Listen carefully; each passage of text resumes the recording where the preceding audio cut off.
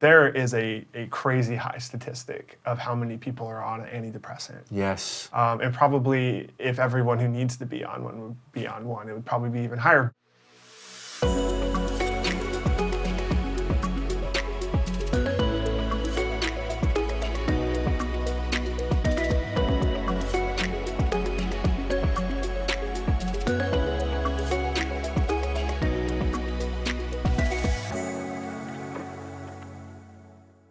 Hey everyone, welcome to the Grove Collective Podcast. Matt, welcome to the Grove Collective Podcast. Thanks, Nate. Yeah, man, we're so excited to have you on. So the goal is, I just had this theme over and over in my head, pastor as person. And what I wanted to do is I wanted to give our church and everybody watching an opportunity to get to know you a little bit more, Matt. And I have gotten to know you over the years. And one of the things that I realize is that you have been one of the longest standing active Grove employees. Right? Yeah. And you have done, I feel like, almost every area of ministry here at the Grove.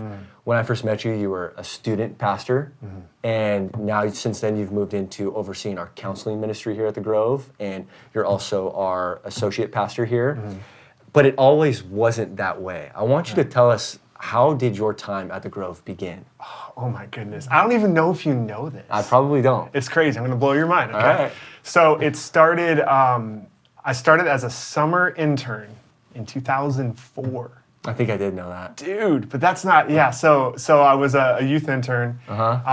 Needed that kind of for a class in my youth ministry program. Yeah.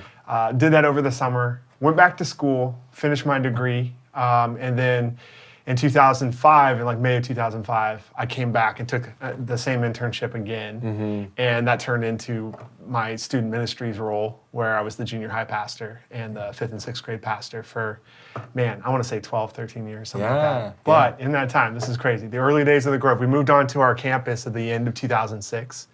And Palmer calls me up and he's like, or calls me in his office and he's like, hey, we need something. Would you be willing to help us with this? And before I knew it, I had agreed to go out into our construction here before this building was built. And I was out in the heat digging ditches, laying PVC pipe for our irrigation sleeves for like an entire summer. And it was awesome. It was awesome, he says. It really was. Okay, I'm not surprised by two things in this story. I'm not surprised at your selfless heart, and I'm not surprised at how Palmer was able to get you to do some manual labor and digging up some trenches and laying some PVC pipe. Yeah, awesome. This is true. He's like, we need you here. Yeah. We need you to go to the field. So He's good at that, yeah, man. He's good at that, yeah. And then the other thing you might not have known, when we first moved onto our campus, we had our coffee shop open just on Sundays when we had church. But none of us pastors had really, well, how do we do a coffee shop and stuff? So I had worked at Starbucks right before I went full-time here.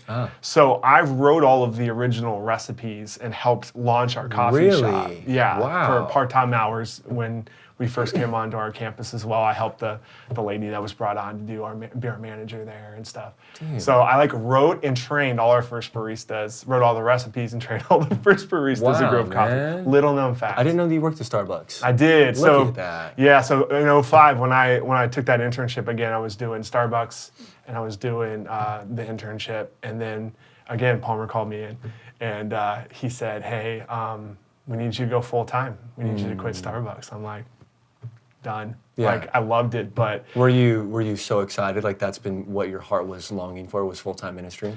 It was. I mean, it's what my degree was in. Yeah. It's what I felt called to do, and so I was in that place of waiting for it to become a reality. Yeah. And you didn't just wait though. Right. And I feel like that's why I wanted to do this podcast. It's like, people ask me all the time, how did you become a pastor? I want to be a pastor. I want to be in full-time ministry. Well, your story is a perfect example of how you became a pastor. You didn't just wait, and you didn't just go to school. You were serving, and not even in areas that were aligned with your schooling. You served however you could. Right. Right. Yeah. And even in college, I jumped in and started serving with a youth group near where I went to school in Chicago. And it was really interesting. It was the anniversary of 9/11. Okay, so the 1 year mark, September 11th of 2002. and I checked out this church for the first time. They had a special service, and I remember walking in, and I'm looking for a church, but I'm looking for a place to connect with students, right? So I went, and I purposely sat with a group of high school kids up in the front row, and before I knew it, they were like, hey, let's go get some food after, and that became, it became my heart starting to align with, oh my gosh, I'm supposed to do ministry. Yeah. So. Well, I think that speaks a little bit to your heart too, and your heart for students, your heart for ministry, your heart for people, and the fact that you sought them out. Like most people, like I'm gonna go sit, not really engage anyone, I'm really introverted. You sought those students out. And I can remember when I first showed up to the Grove, and this was about 7 years ago, and when I first met you, I'll never forget how intentional you were. I remember I left the coffee shop and you showed me around all of the student ministry spaces, and the simple things, man, like your eye contact, your smile, but even the way that you engaged me, you were genuinely interested about me. And I remember leaving my time with you and I was like, dang, if everybody is like Matt at the Grove, I want to work here, you know? And I want you to talk about, where does that come from, you know? I feel like for all of us, or for a lot of us, our past experiences kind of shape us. So the fact that you're so intentional, that you seek people out, that you're filled with this joy, and it kind of radiates, where does that come from for you? Yeah, it's interesting, because maybe this is true of a lot of people, but it comes from pain, actually. And we can do things because that's how it was shown to us. Yeah. And that's part of it. My parents were great examples of that. Yeah. But we could also do things because of what we didn't get and what we needed, Yes. and fell short. I think you can become a victim if that happens to you. Totally. Or you can do it differently for the people you're with. Yeah. And so for me, it was a little bit of that. I felt invisible. I felt invisible in high school. I felt like, there's being bullied in high school. Yeah. And that wasn't my story. I wasn't picked on. I was just ignored. Yeah. Like, I was always the new kid. It seemed like every 2 years I was in a new school, for example. And people were full up. They had their friend list. They didn't want any new friends. And so I think the intentionality started with, I felt like no one knew me in high school. Like, it was interesting. I wondered, if you would have polled everyone at my graduation, how many of them knows Matt Shively? Matt Shively. I wondered if any of them, really? were. And a lot of that's internal, right? Yeah, I'm but sure. still. So instead of being a victim of that, I'm like, well, I can be intentional with other people. Yeah. That I can do. Yeah. And so I've struggled with like feeling rejected through the years, even since then, right? Yeah. But I know that I can be like the person that in the room. Yeah. I can do that for you. Yeah. I want you to feel loved, known, Totally. valued, Yeah. these things. So when I was called to youth ministry, guess what kind of kid I was drawn to?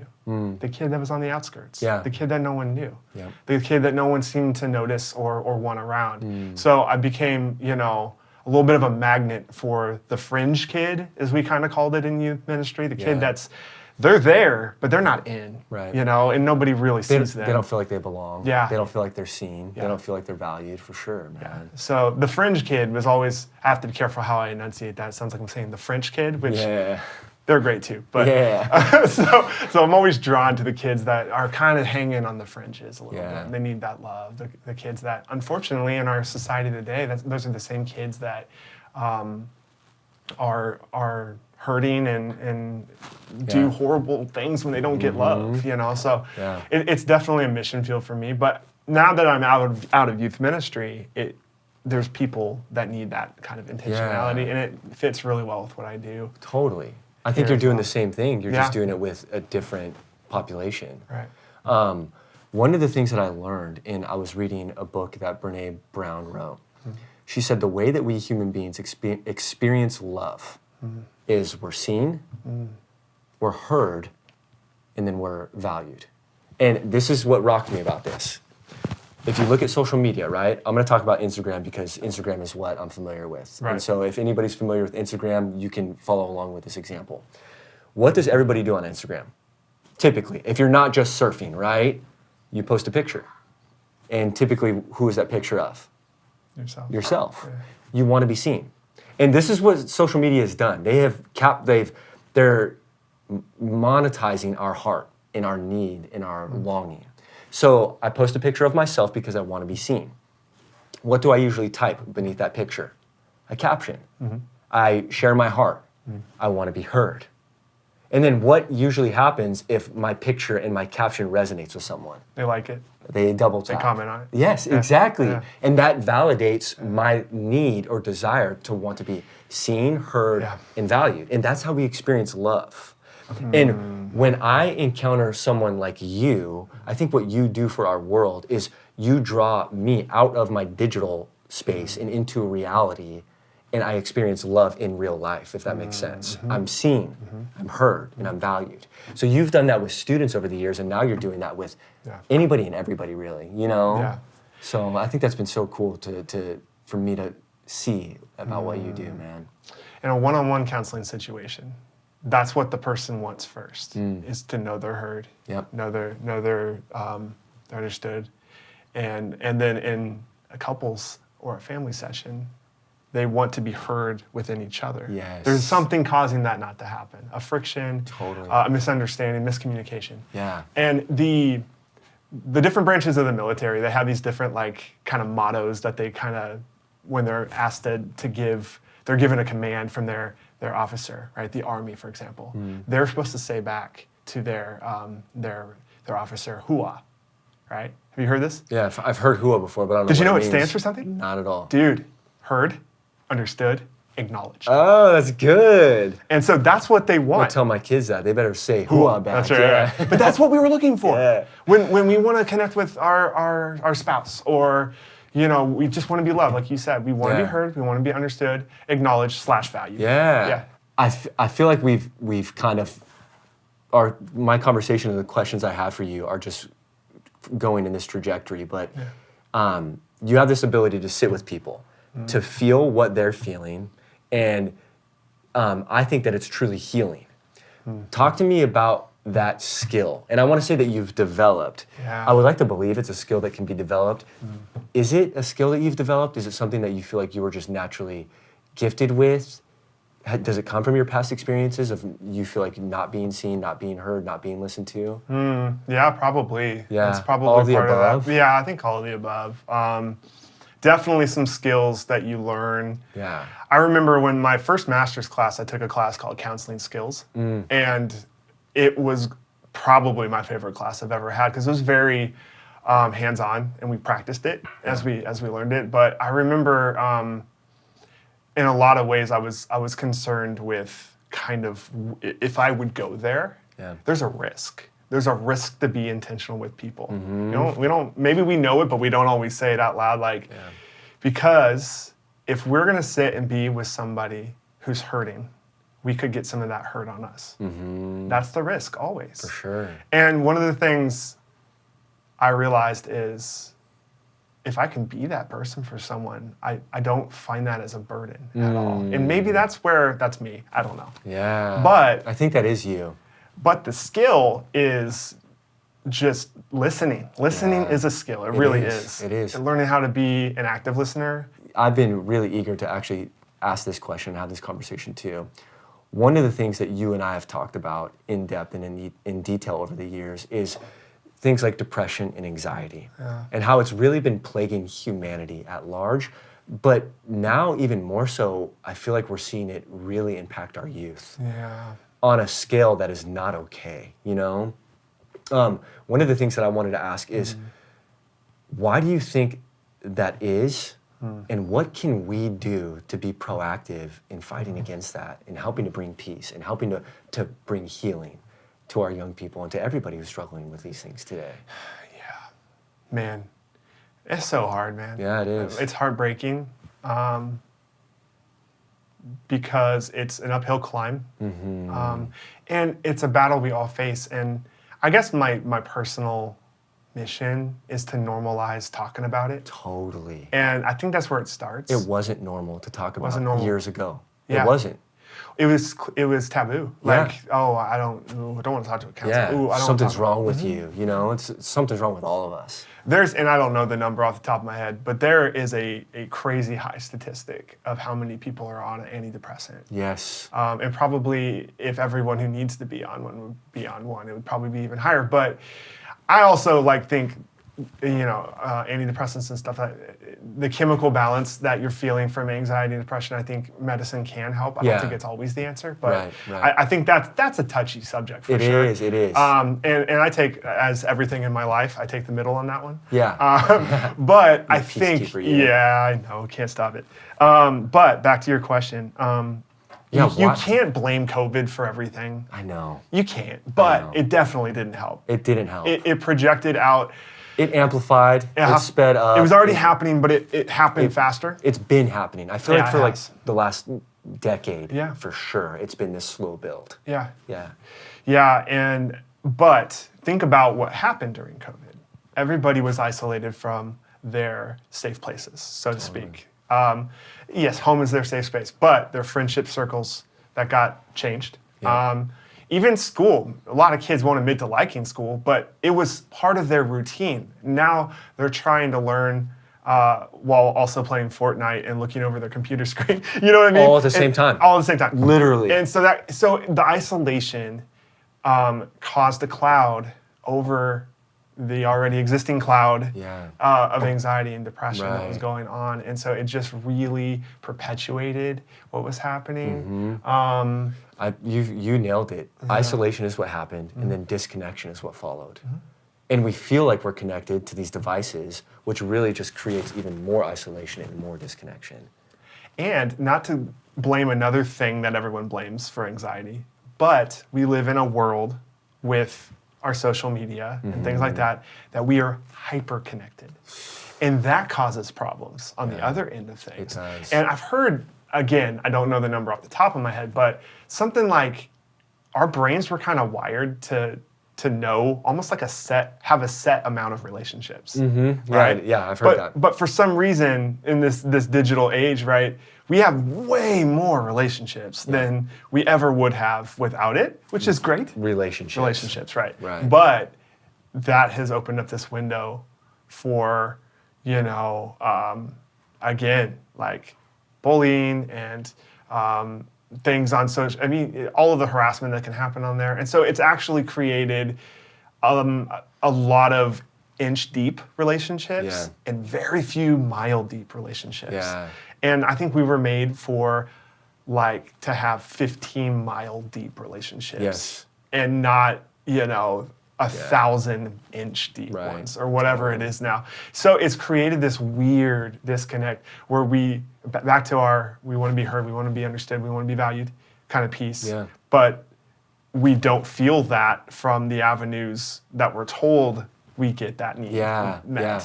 We're being told this is where you find it. And so we go to these places to find it, and we're actually getting the opposite. Yeah. But it seems like we're getting to this place where we can't break free from that, and we have to. Humanity is suffering because of it. We need to do another podcast, and we need to do a deep dive into that. Yeah. Seriously. Go over some practical tools of what we can do to fight against the isolation and disconnection that comes from our devices, but then ways that we can supplement real connection in there, We definitely need to do that. I feel busyness is part of the problem too. Yeah. We're very, very busy. Yeah. And busyness breeds anxiety. It just does. It does. Now, Totally. nothing wrong with being productive, Yeah. efficient, getting stuff done. I can't tell you, when I have cleared my inbox and I've got a bunch of meetings done and I feel like I was productive in a day, I feel really good. I really do. But I need to decompress. Totally. I need to have healthy outlets. Yes. So many unhealthy outlets are taking the place of where those healthy outlets need to be. Yeah, seriously. I can think of, a lot of people, it's like the phone, glass of wine, whatever it is. You know what I mean? We're running to these things and we think that they're going to help us, but they end up just numbing us out even more. Yeah. Well, I've got these kind of rapid fire questions that I wanted to ask you. Lightning round, yes. If you were given only 30 minutes in a day to work, and you only had 30 minutes, what activity would you choose to do? And I want this to align with your passion, your gifting, all of that. If you're only given 30 minutes a day to do an activity for work, what would you do? So you remember the thing from 15 years ago, speed dating? Where you'd sit at a table like this, and there'd be a bunch of them in a row, and you would go, then ding, the next. I would do that, but I would just listen to them. Okay. And I'd give them 2 minutes to offload. Okay. Ding, next. 2 minutes off. See, I love that. You're supposed to answer with the first thing that comes to your mind, which clearly you did. And I think it shows us our core passion and calling. That's so cool, man. Yeah. And notice, like, that wouldn't leave any time for me to give them any advice. Right. But I think those 2 minutes of being heard, that would be so good for them. Yeah, it would. Like, we need to be heard. That's the very first word of those 3 words we've been saying. Right. Yeah. Right. That's good. One last question I have. What is something that you're doing or experiencing right now in your life that is bringing you joy? Oh, man, that's such a good question. I love that. Man, and I feel horrible up to this point. I haven't even mentioned my family, which is really bad. My family is the answer, though, 100%. My wife, Rachel, my 3 girls. I'm in a house full of estrogen and female energy. It's amazing. Even our pets, they're all girls. Like, what's even going on? But it's awesome. I love being with them. I love swimming with them, hanging out with them, getting to know them. Time as a family. Night walks with my wife. Yeah. Honestly, like, that was the greatest part of COVID for me. The greatest part of a horrible season was I had so much intentional time with my family that I never had before. And I feel like some of that's gone back to normal, so to speak. Yeah. But there's been little pieces that we've held on to that I really think have kept us floating. And so that is in running right now. Man, I'm just loving that right now. That's awesome. It's just been a really great outlet for me. And I was telling you, I'm listening through all the Harry Potter books on my runs. I listened to John Mark Comer's new book, Live No Lies. Bob Goff's new book, Undistracted. Listen to that one too. So just catching up on a reading. That's been my personal growth time on top of like the physical outlet of it all. Yeah. And I like to run around in my neighborhood, which is really fun. But we have these wild cows that enter our neighborhood. What? So there's never a dull moment. I'll turn a corner and there's 4 cows right there in my path. Do they charge you? No, but they look at me. They look at you? And they're like, I see you, bro. That's funny. Don't make a move. Man. Those are a few things, Nate. Yeah, that's the good stuff. Keep doing that. Matt, thank you so much for being on the podcast today. Absolutely. And for everybody joining us and watching or listening, if you don't know Matt, get to know him. He'll definitely bring some more peace to your life. Matt, thank you for joining us today. Thanks, Nate. Yeah.